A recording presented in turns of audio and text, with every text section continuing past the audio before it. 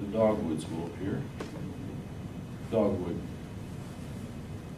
Brief flowers, teach me your mountain secrets, to flourish in harshness, to flower in shadows. Janetta's grinning at me because this is in the latest collection that she published, and I'm very grateful to her for that. And she did a hell of a job.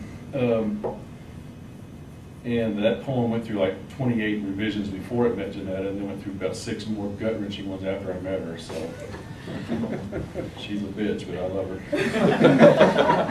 The thing started out like, 28 lines long, and now it's 6 lines. But you would all admit it's much better now, right, Janetta? I claim West Oklahoma and North Arkansas as my homes. Don't ask me why now, I don't have time, but I claim those 2 places where I had the fortune of growing up. So I'd like to read a couple of Red Dirt poems just for the fun of it. This one is called Red Dirt and Turquoise. She says how much she likes red dirt. You have to hear her say it, the sibilating way she talks, longing, imploring the mysteries of red dirt. This land is good for graves. Spirits hovering beyond grassy prairies sing about red dirt, a song she's been hearing for some time now. She wears turquoise to balance the red dirt. They come from the same core. Her rings, her smile, her loud, honest responses, honest like the soil of our assumption. This next one I call Hands. I met this lady in 1982 at a rest home, and it's rather biographical. The poem basically replays almost exactly what happened. I'm fascinated by these tough old ladies of the prairie. My grandma was 90. I just came for her birthday in January, and there was this gal running around who was 102. I swear I thought she was, 73. More energy than I have. This is a story about another lady I met back in '82. Hands. She tells her story in hesitant phrases, eyes drooping to consider. I notice her hands, bigger than mine. She rubs them like she speaks.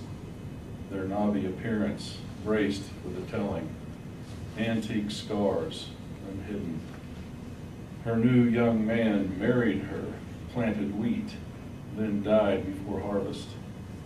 She looks up in proud grief, looks down again, touches the hands as if to comfort them for their effort all those years ago when they brought in that first harvest. By my own hands, she explains, and planted and harvested every season since for 40 years, just like he'd want me to.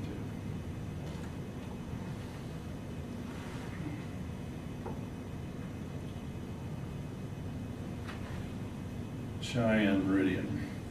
When you get west beyond Cheyenne, the world curves in on itself, and that is okay by you because you're at the end of things yourself, and that too is no matter because the end is not a bad place to begin.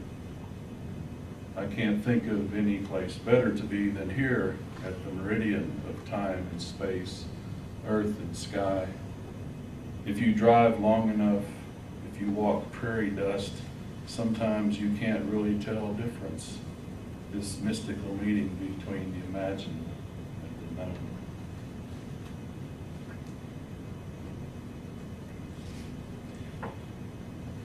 I'm going to change tones here a bit. I had an unusual experience, a unique experience for me. There's this diner there in Ada, which if you come down to the festival, you might want to go to this place. And this poem is not about it, but I'm very popular in Ada because I eat out every day, and I have a lot of waitress poems. It just occurs to me, and I don't know why that is. But anyway, the one I'm going to read you is called My Favorite White Trash Diner, which is not the place where I was eating, but I walked in and the guy who owns it, I handed him a book.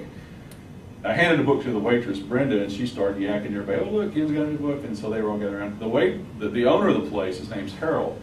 You would never guess he was a poet or anything like that. He grabs the book And I swear to God, he spontaneously opens it up and starts reading to a poem called Waitress.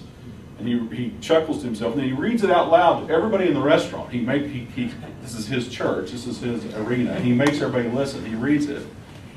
And then he simultaneously proceeded to read 4 more of my poems, and I'm sitting there waiting on my pot roast, and it was really a fun experience. I've never had anything like that. He put on a show of my stuff. I'm sitting there listening to him read it, and he didn't do bad. It was great. But I know that they have those waitresses. I haven't been back. It's 2 weeks ago. I need to go in there and make things right with them, because I hope they don't think that I'm referring to them as my favorite white trash diner, because it's not a white trash diner. It's another place. And I'm not going to tell you where it is, but you've been there. These old gals been rode hard and put up wet not a few times. Still, you got to admire them. Their tip money becomes a new hairdo, or nails polished, or maybe a necklace or ring. Some have wedding rings.